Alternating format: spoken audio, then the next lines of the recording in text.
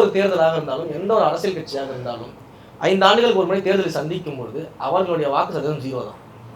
எல்லாருக்குமே எலக்ட்ரல் மிஷின்ல 0லேருந்து தான் ஓட்டிங் ஸ்டார்ட் ஆக போகுது. ஏற்கனவே 20% வச்சிருக்காங்க, 30% வச்சிருக்காங்கன்றதுக்காக 30% ஸ்டார்ட் ஆக போகிறது கிடையாது. அந்த சூழல்ல அன்றைய காலகட்டத்தில் மக்கள் யாரை தேர்ந்தெடுக்க விரும்புகிறார்களோ அவர்களுக்கு வாக்களிக்க போறாங்க. இதுதான் பேட்டர்ன். இவர்கள் 10 வருஷத்துக்கு முன்னாடி நான் 30% வச்சிருந்தேன், இப்போ எலக்ட்ரல் இந்த வாட்டி நான் 30% எடுப்பேன்னா அது முடியாது.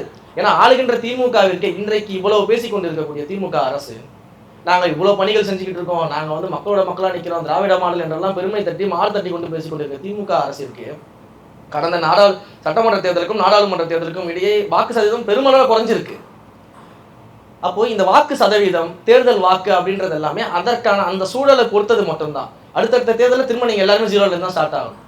அதனால எல்லா கட்சிகளுக்குமே, ஏற்கனவே ஆண்ட கட்சியாக இருந்தாலும் சரி, புதிய கட்சிகளாக இருந்தாலும் சரி, அடுத்து வரக்கூடிய தேர்தல் எல்லாருக்கும் 0ல தான் ஸ்டார்ட் ஆக போகுது. அதனால தேர்தலை சந்தித்து விட்டு தான் அரசியலுக்கு வரணும், தேர்தலை நிரூபிச்சுட்டு தான் கூட்டணி அமைக்கணும் அப்படின்னா இங்க எந்த விதமான சட்டத்திட்டமும் கிடையாது.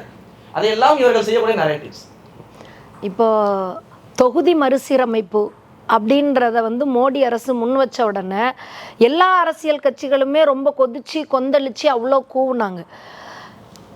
இவ்வளோ முன்னெச்சரிக்கையாக இந்த ஒரு விஷயத்தில் பேசினவங்க ஏன் வகுப்பு திருத்த சட்ட மசோதாவை பற்றி முன்னாடியே பேசலை?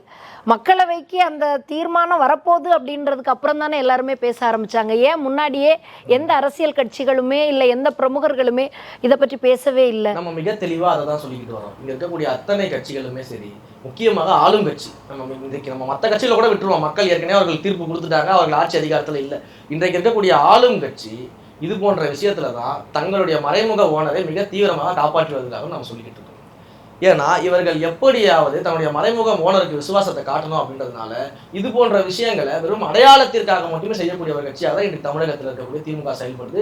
இதை வைத்துக் கொண்டு தான் பாஜக இது போன்ற சட்டத்திட்டங்கள் எல்லாம் முன்னோக்கி கொண்டு வரும்போது தமிழ்நாட்டில் மிகப்பெரிய அளவில் எதிர்ப்புகளை சம்பாதிக்காமல் எப்படியாவது நம்ம கால் ஊன்ற மாட்டோமா என்ற எண்ணத்தில் பயன்படுத்தி கொண்டிருக்கிறது இவர்கள் எல்லாமே.